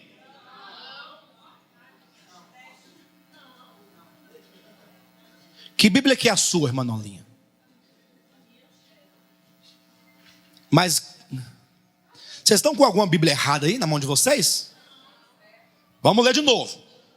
19. Ora, sabemos que tudo que a lei diz, aos que vivem na lei o diz, para que o homem pratique a lei e seja justificado diante de Deus. Não é isso? Ah, mas é assim que o povo pensa que é. Quando o crente pensa que ele deve cumprir com regras, com mandamentos, senão ele não vai ser salvo.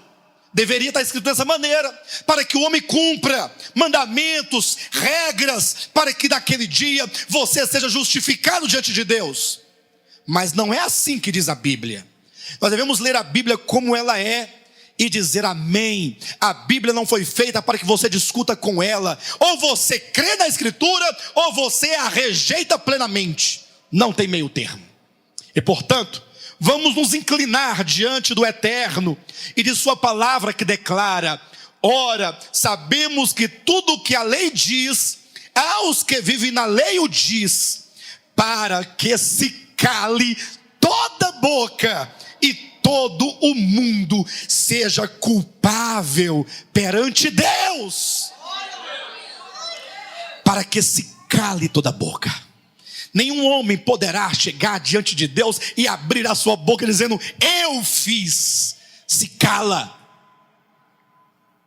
Você não é. Você não pode.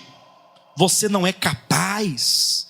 A lei foi dada para fazer calar o homem, para emudecer o homem. E assim, todo o mundo seja o que diante de Deus? Culpável. Você é culpável. E é encontrado culpado. Você é cheio de pecados, cheio de transgressões, porque até a sua obediência no princípio errado ofende a Deus e fere a sua santidade e a sua justiça. Você já parou para pensar que o evangelho reduz o homem a nada?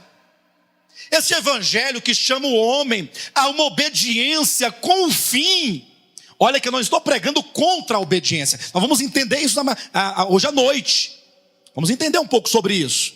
Mas eu estou dizendo que nada o homem é capaz ou pode fazer para ser justificado. Nada. O homem e o mundo inteiro deve se encontrar culpado, culpável perante Deus, para que toda boca se cale. E infelizmente há muitas bocas de cristãos ainda falando muitas arrogâncias. Você nunca chegou a essa condição de se calar? Acabei, eu estou acabado. Que toda boca se cale. Para isso foi dada a lei. Então, neste momento, aqui no capítulo 3, versículo 20, o apóstolo Paulo encerra toda a humanidade, seja de gentios ou de judeus, todos culpáveis diante de Deus. O homem agora está desesperado. Você tem que se desesperar. O tema dessa mensagem é o homem desesperado. Está aqui, ó. O homem desesperado. E, graças a Deus por esse E. Porque se fosse só o homem desesperado, ia sair daqui todo mundo desesperado hoje, né? O homem desesperado e a salvação pelo justo e misericordioso Deus. Deus é tão maravilhoso que Deus condenou o mundo, trouxe a lei, colocou todo mundo debaixo da sua ira, todo mundo culpável e todo mundo emudecido. Sabe para quê? Para que ele agora seja o justo. Eu sou o justo. E o justificador. Ele fez isso para ele então intervir na história humana e salvar o homem. Para que uma vez o homem sendo salvo, não por justiça própria, mas pela ação misericordiosa e graciosa do Eterno, o homem agora o sirva, não pelo medo, não pela barganha, não pela tentativa de fazer alguma coisa para ser salvo, mas o sirva totalmente constrangido por amor. Somente o serviço a Deus movido pelo amor é que tem algum valor para Deus. Então, tendo o apóstolo Paulo encerrado a todos, ele diz assim, capítulo 3, versículo 21, mas agora, diga para o seu irmão, mas agora, que este mas agora possa marcar a sua vida, meu irmão. Mas agora quer dizer, depois da dispensação dos gentios sem lei, e depois da dispensação dos judeus com a lei, depois que foi verificado que o homem é culpado diante de Deus, e depois que toda boca se calou diante dele, por se encontrar culpável ou culpada, por ser incapaz de guardar os mandamentos, de cumprir com a justiça, agora numa nova dispensação, num novo tempo, mas agora sem... Está na sua Bíblia isso aí? Irmãos, em nome de Jesus, ganhe isso aí, ó. Coloque isso no teu coração. Diga, mas agora, sem lei, graças a Deus, sem lei, porque eu não dava conta.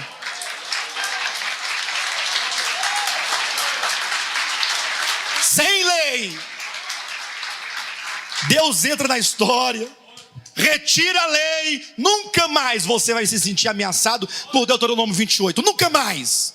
Quando quiserem cobrar R$911 de você por uma bênção, você fala, não, você não vai me enganar não, as muitas bênçãos que Deus já me deu, já foram pagas, não foi por 900, não foi por 1000, não foi por 1 milhão, foi pelo precioso sangue de Cristo Jesus, derramado na cruz do Calvário.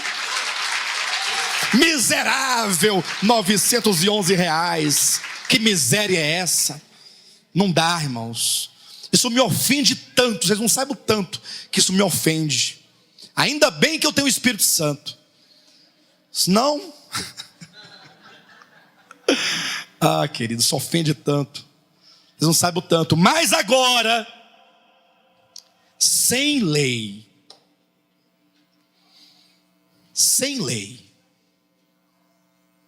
podia parar aqui, né? Mas agora, olha a visão do apóstolo, ela é dispensacional. Mostrou aos gentios, passou pela dispensação da lei, e apresenta agora um momento que ele chama de agora. É o que ele vai repetir no capítulo 8 de Romanos. Agora, pois, já nenhuma condenação há para os que estão em Cristo. E no capítulo 7 e 8 de Romanos, veremos hoje à noite, ele torna a repetir a estrutura dispensacional. Ele vai nos mostrar de novo os gentios antes da lei, de novo os judeus da lei, e de novo o agora, para que você entenda esse processo, entenda o seu tempo de graça. É isso que é a visão hermenêutica do livro de Romanos. São as dispensações, esses pronomes deíticos, né? O agora, né? Também a questão do nós, os pronomes, o todos, o vós, para que dê o entendimento do sentido que ele quer trazer para nós. Mas agora, sem lei, se manifestou a justiça de Deus, testemunhada pela lei e pelos profetas. Opa! Deus havia dado um padrão de justiça lá atrás, mas aquele padrão de justiça não era a justiça justificadora de Deus. Ele não deu aquele padrão para justificar o homem, ainda que a ideia era, aquele que cumprir esse padrão será justificado. Por quê? Ora, porque se o homem cumprisse a lei, ele não tinha transgressão, teria? Ora, se ele não tem transgressão, quem é que pode condenar? Nem Deus pode condená-lo.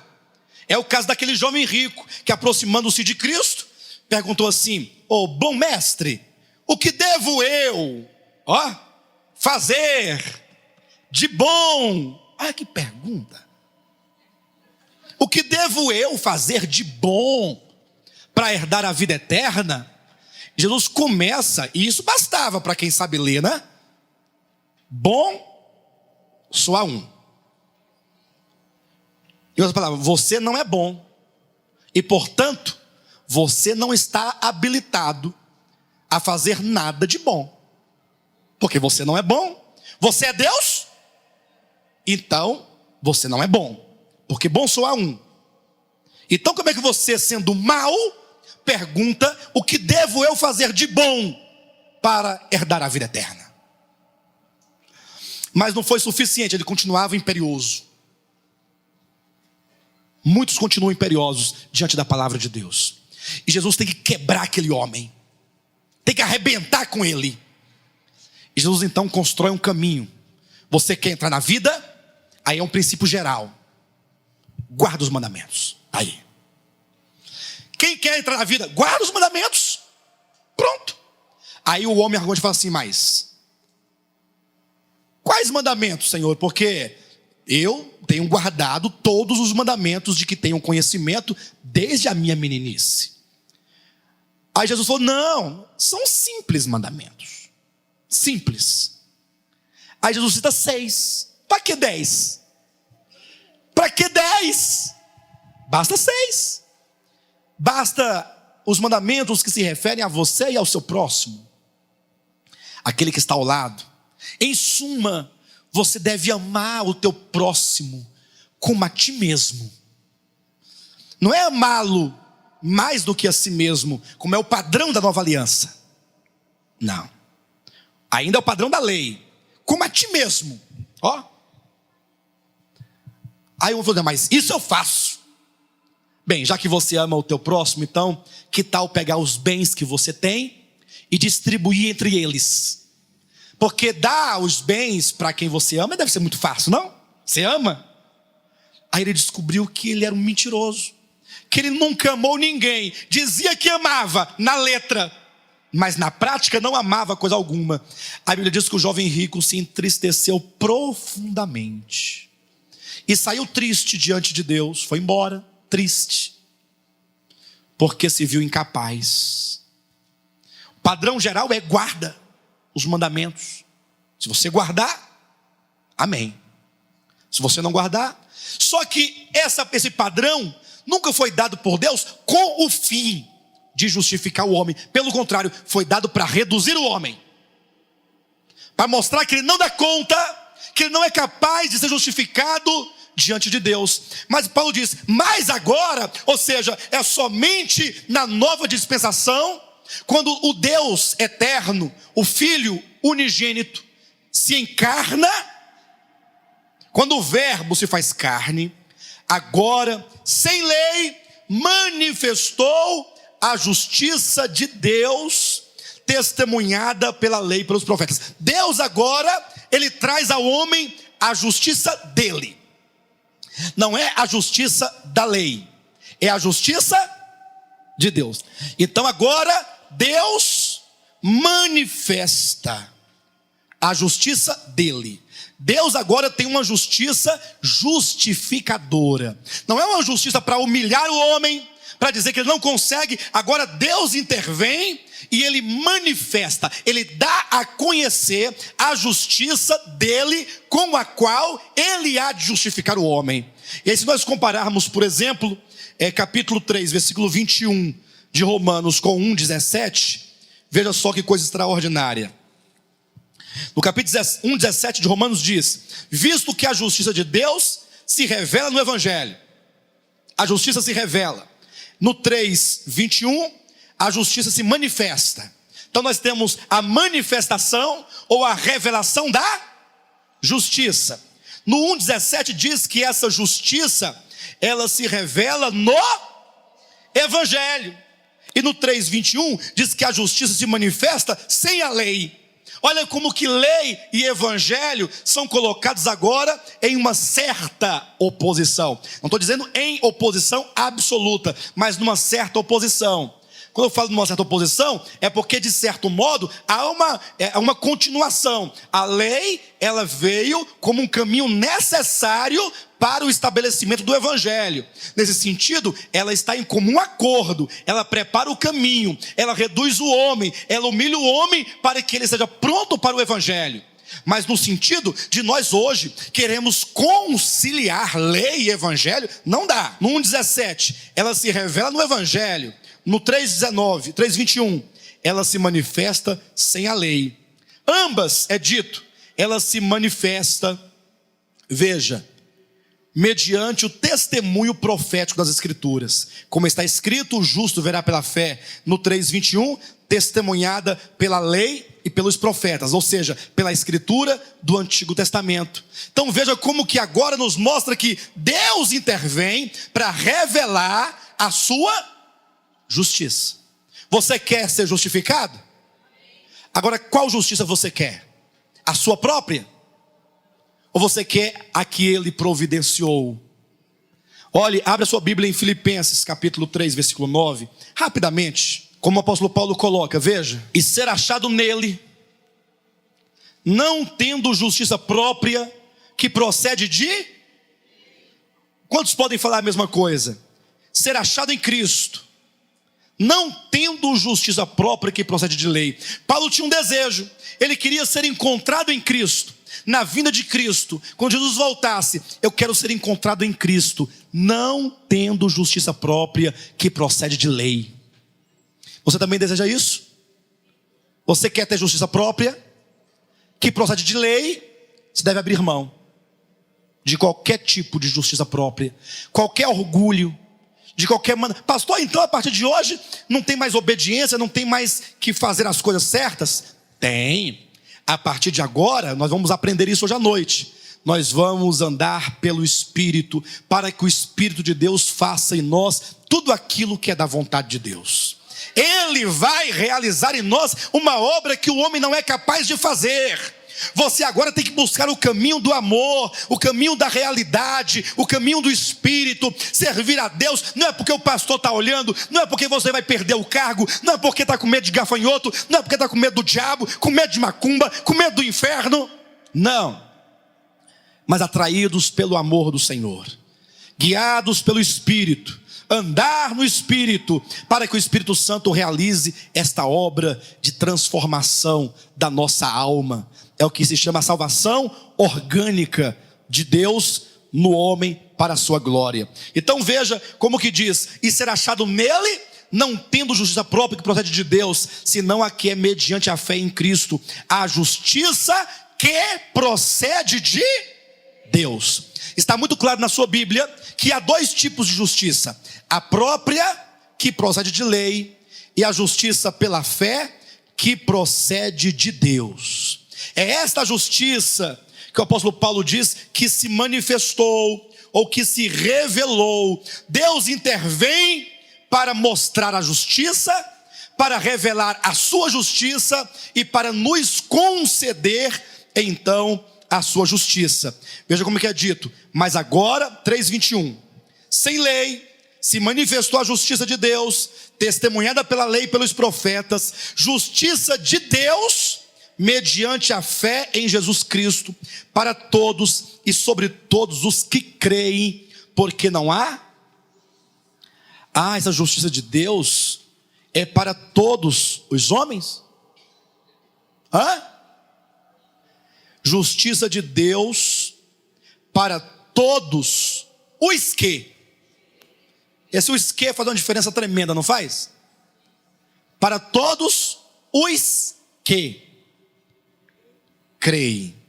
Ou seja, acabou de restringir aqui essa bênção da justiça que se manifesta. Ela será dada a todos os que creem. Versículo 23: pois todos pecaram e carecem da glória de Deus. Então, se todos pecaram, todos são pecadores, todos estão debaixo do pecado, Ele agora então dá a sua justiça, que é mediante a fé aos que creem. Nunca olhe para alguém e o veja, ou pense que ele seja mais pecador do que você.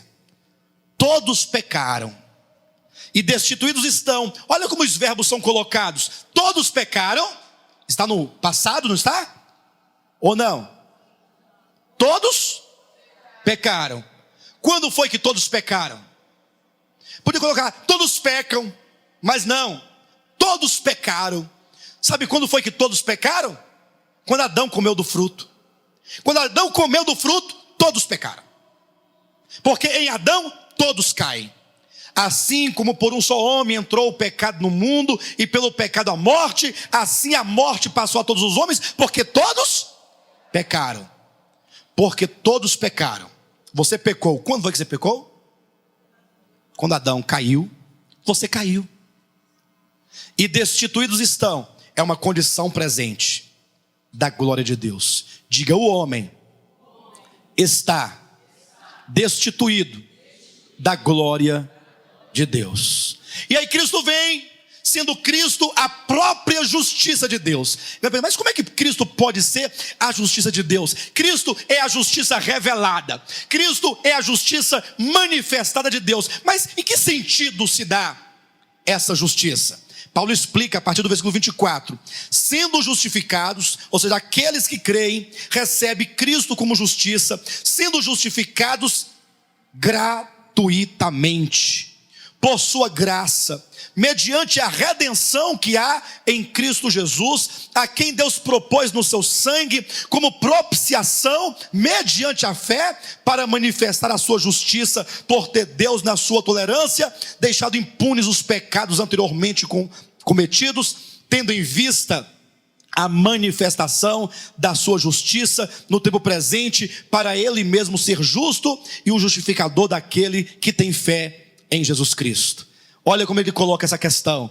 Primeiro, sendo justificados gratuitamente por sua graça.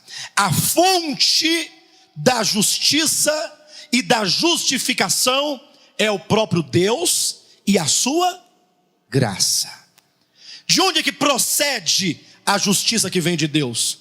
De onde é que procede a justificação? Você já foi justificado? Ou você ainda é um pecador culpável e condenado debaixo da ira de Deus? Ou você está tentando chegar lá? Me responda. Você já foi justificado? De onde procedeu a tua justiça? De onde procedeu a tua justificação? Está aqui, justificados gratuitamente por sua graça. Deus o Pai é a fonte da justiça, da justificação. Deus e a sua graça. E qual é a base? Ou seja, Deus pode simplesmente justificar o homem? Justificado, está justificada, está justificada, é assim? Deus seria injusto se ele assim o fizesse. A justiça e a justificação procedem do Pai pela sua graça, mas tem que ter um fundamento. E o fundamento está aqui no versículo 24 e 25. Sendo justificados gratuitamente por sua graça, mediante, por meio, na base da redenção, versículo 25, a quem Deus propôs no seu sangue como propiciação, mediante a fé, para manifestar a sua justiça. Então a base da justificação é a redenção e a propiciação. Pastor, o que é a redenção e a propiciação? Todos os homens, gentios e judeus, estão debaixo da ira de Deus. Não é assim que diz a Bíblia? Todos os homens estão debaixo da ira de Deus ou não?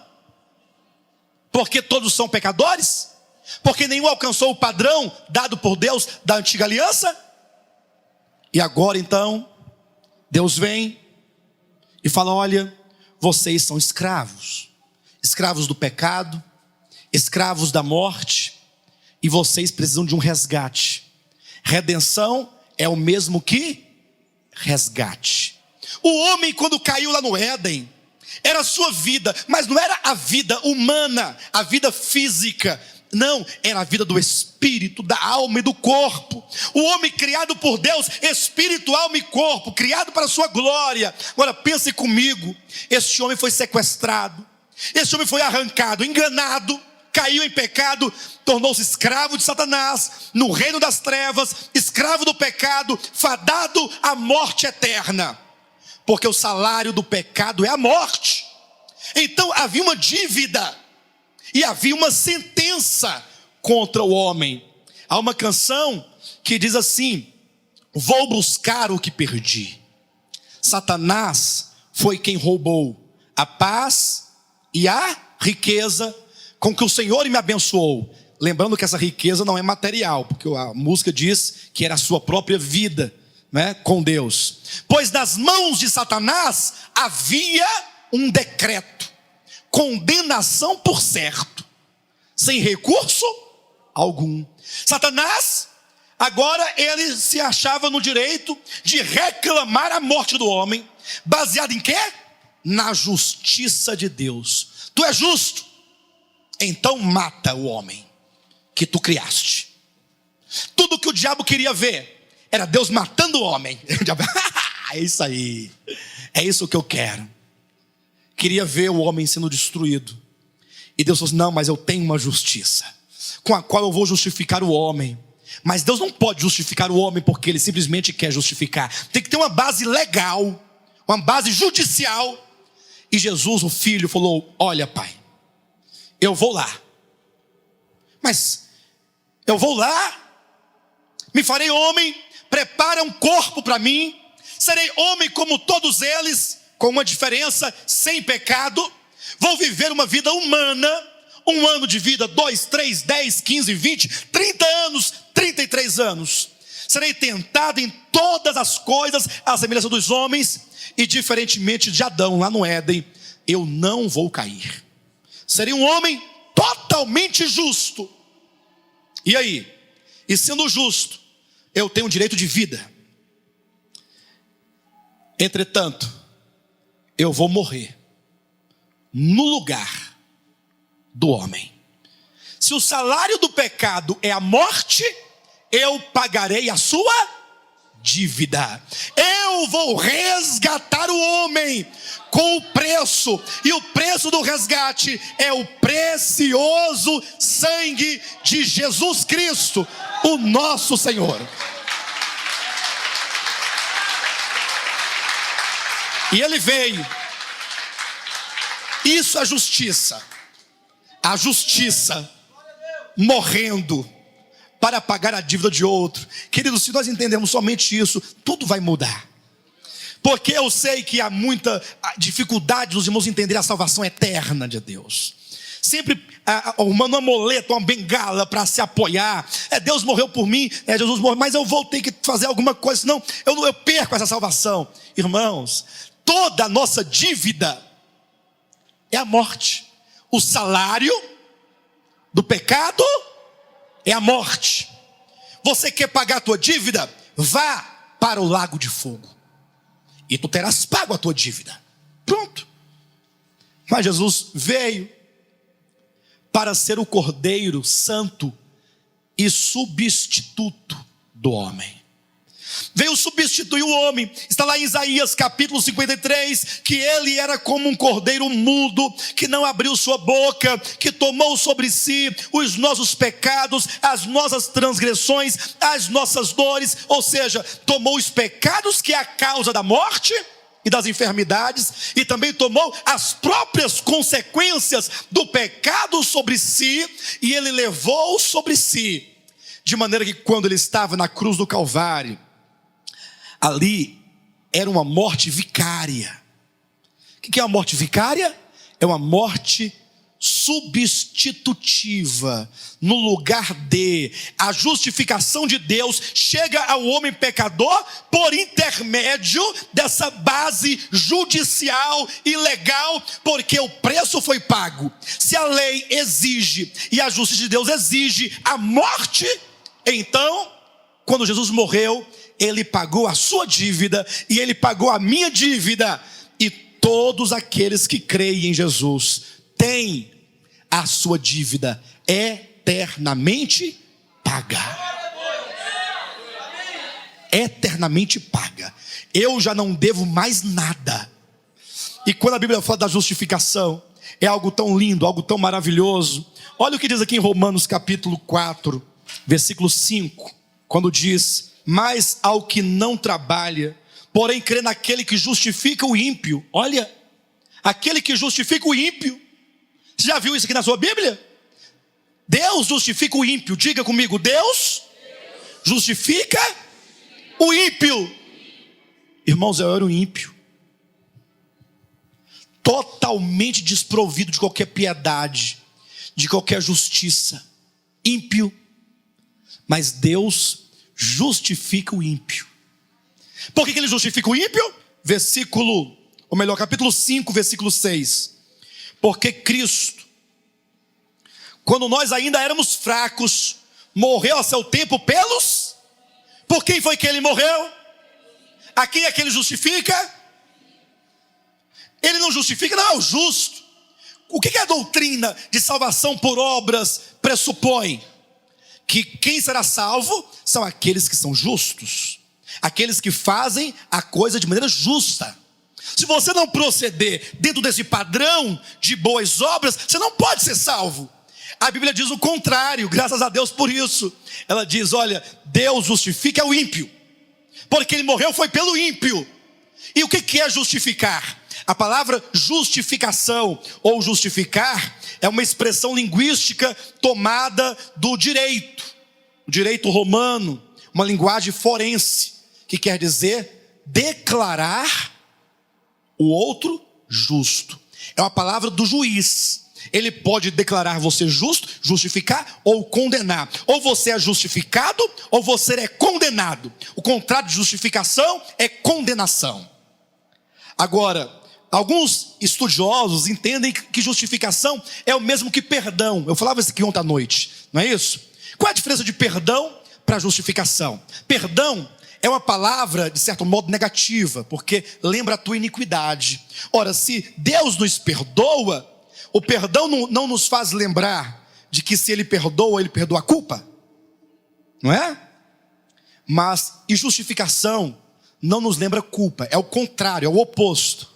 É quando Deus olha para você, você que creu em Jesus Cristo, porque Ele pagou a sua dívida, e então Ele diz, você agora é justo. Você é declarado justo. De maneira que qualquer cobrança quanto à dívida que outrora você tinha, é uma cobrança indevida. Ninguém pode cobrar nada de você. E aí o apóstolo Paulo mostra que a base não somente é a redenção, é o preço que foi pago, mas também diz da propiciação. Por que é dito da propiciação? Propiciação é uma outra palavra, né? E muito usada inclusive no paganismo. Porque os pagãos, eles quando falavam que os seus deuses estavam irados, eles tinham que oferecer a propiciação para aplacar a ira dos deuses. A propiciação como aplacar a ira dos deuses. Mas observa que a Bíblia não usa esse termo conforme pensavam ou usavam os pagãos. Os pagãos levavam lá animais, ou ofertas, ou músicas, ou festas para os deuses, para ver se eles se livravam ou deixavam de estar irados pela sua própria, como diz, pela sua própria exigência, totalmente baseada em caprichos dos deuses.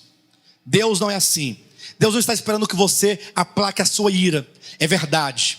O Evangelho traz na sua essência a pregação da ira de Deus. Deus está irado, não é contra o homem em si, mas contra toda injustiça e impiedade dos homens. Quando o homem ele procede impiamente com injustiça, Deus está irado contra a impiedade e a injustiça, conforme Romanos capítulo 1, versículo 18.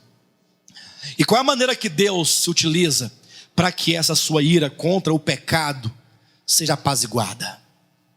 Ele nos pede alguma coisa? Não.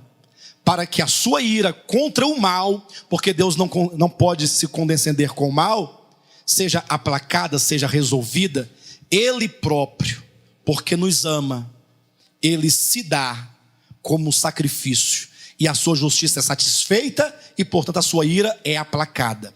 Se você recebeu a Cristo como redenção, o preço está pago. Se você recebeu a Cristo como propiciação, não recai sobre você jamais a ira de Deus. Você está totalmente livre da ira de Deus. Essas são as bases a partir da qual Deus pode nos justificar. Ele nos justifica porque Ele pagou o preço Porque ele serviu ele próprio de propiciação em o nosso lugar. E aí nós vamos encontrar aqui o exemplo. O apóstolo Paulo exemplifica essa justificação na experiência de Abraão e de Davi. Ele diz no capítulo 4, no versículo 1 em diante: que pois diremos ter alcançado Abraão nosso pai segundo a carne? Porque se Abraão foi justificado por obras, tem de que se gloriar, porém não diante de Deus. Pois que diz a Escritura? Abraão creu em Deus e isso lhe foi imputado para a justiça. Ora, ao que trabalha, o salário não é considerado como favor, e sim como dívida. Mas ao que não trabalha, porém crê naquele que justifica o ímpio, a sua fé lhe é atribuída como justiça. Nesse sentido espiritual eu pergunto: você está trabalhando para ser salvo? Se você está trabalhando para ser salvo, é melhor você parar. Você está perdendo o seu tempo. Pastor, mas nós não devemos trabalhar? Sim, nós vamos entender posteriormente, não sei se nessa conferência, mas que todo trabalho cristão, movido pelo amor, movido pelo Espírito, tem como objetivo a questão do reino, reinar com o Senhor. Entretanto, tratando-se de salvação, é dito que ao que trabalha, o salário é considerado não um favor, mas uma dívida. Imagine que você esteja fazendo alguma coisa para ser salvo. Então você poderá chegar diante de Deus naquele dia e exigir dele o seu pagamento. Deus, eu trabalhei, portanto, dá-me aqui a minha recompensa. Eu quero ser salvo porque eu paguei o preço. É assim que você pensa? Mas olha que coisa maravilhosa. Mas ao que não trabalha. Diga: eu não trabalho. Mas não é o trabalho do pão de cada dia. Você tem que trabalhar. Eu não trabalho. Eu não me esforço para ser salvo. A salvação é um favor divino. Ele nos deu gratuitamente. Olha o versículo 6. E é assim também que Davi declara ser bem-aventurado o homem a quem Deus atribui justiça, independentemente de obras. Queridos, aqui nós temos essa base. Se nós pudéssemos aqui continuar a leitura de Romanos capítulo 4, e eu peço que você faça isso em casa, que você leia, porque o nosso tempo não nos permite. Eu aqui tinha planejado falar sobre Abraão, discorrer aqui dentro, mas não é possível porque o tempo não nos permite. Mas que vocês leiam em casa, para que vocês vejam como que é dito que a experiência de Abraão, desde o seu chamamento, as promessas, tudo que ele viveu, tudo que ele recebeu, foi dom gratuito de Deus. E para que isso fique ilustrado de maneira mais plena, o apóstolo ele vai usar duas expressões aqui no capítulo 4, versículo 17, como está escrito: por pai de muitas nações te constituí, perante aquele no qual creu, o Deus que vivifica os mortos e que chama à existência as coisas que não existem. Essas expressões nos lembram duas coisas. Interessante que eu lendo os comentários bíblicos sobre essas expressões, eles falam, sabe o quê? O Deus que chama à existência as coisas que não existem é o Deus criador, criou os céus e a terra. Mas como é que isso se contextualiza na experiência de Abraão? Como é que Abraão pôde experimentar o Deus que chama à existência as coisas que não existem? E como é que pode experimentar o Deus que ressuscita os mortos? Na sua experiência, quando Deus prometeu a Abraão e Sara um filho. Abraão tinha a promessa de ter um filho, só que teve um problema. Abraão chegou a um estado de amortecido, de impotência sexual. E Sara, além de velha, cessado o costume das mulheres, era estéril e nunca pudera ter filhos. Pensa num casalzinho de velho, bem bonitinho. Velhinho, acabado. O homem não... E a mulher... Dali não saía nada. Pensa numa completa impotência. O ventre de Sara, nem quando era nova, podia gerar filhos. Que dirá agora, estéril, velha e abusada. E Abraão até que tentava, tadinho. Mas, diz a Bíblia em Hebreus capítulo 11, era um homem já amortecido. Podemos falar que Abraão estava morto. E que Sara nunca teve condições, nunca existiu meios de gerar filhos. Quando Deus olhou para esse casal, querendo Deus ilustrar a salvação, a fé, a justificação, falou assim: olha, a salvação está na base daquilo que só Deus pode fazer. O Deus que ressuscita os mortos e chama à existência as coisas que não existem. Pois não é o caso que Deus operou na vida de Abraão e de Sara, e um dia o velhinho ficou bem animado, e de repente tudo funcionava como antes, e Sara teve relação com Abraão, e ali Deus operou um milagre. E o milagre foi tão bem operado, que não somente neste momento, mas depois que Sara morreu, Abraão se casou de novo e teve mais 6 filhos. O homem... Ou seja, Abraão experimentou o poder de Deus que ressuscita os mortos. Pastor, mas e o que isso tem a ver conosco? É que nós somos tão impotentes para gerar algo para Deus, como era Abraão aos 100 anos de idade. Abraão podia gerar para Deus um descendente por sua capacidade natural? Estava impotente, destruído, acabado, humilhado? Assim somos nós, totalmente. Mas não se desanime, porque Deus chama a existência as coisas que não existem.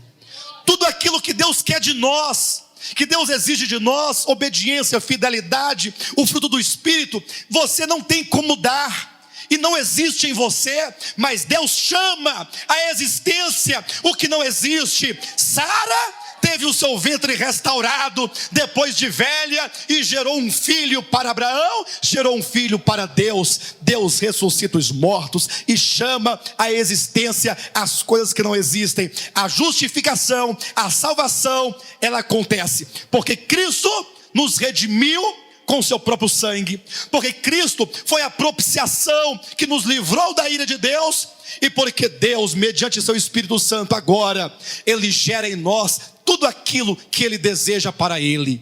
Ele produz em nós, Ele ressuscita os mortos e Ele chama à existência aquilo que não existe. A salvação é totalmente na graça de Deus.